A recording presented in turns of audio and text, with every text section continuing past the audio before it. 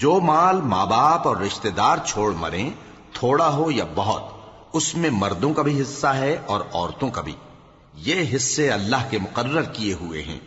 اور جب میراث کی تقسیم کے وقت غیر وارث رشتہ دار اور یتیم اور نادار لوگ آ جائیں تو ان کو بھی اس میں سے کچھ دے دو اور ان سے معقول بات کہو۔ اور ایسے لوگوں کو ڈرنا چاہیے جو ایسی حالت میں ہوں کہ اپنے بعد ننھے ننھے بچے چھوڑ جائیں اور ان کو ان کی نسبت خوف ہو کہ ہمارے مرنے کے بعد ان بیچاروں کا کیا ہوگا۔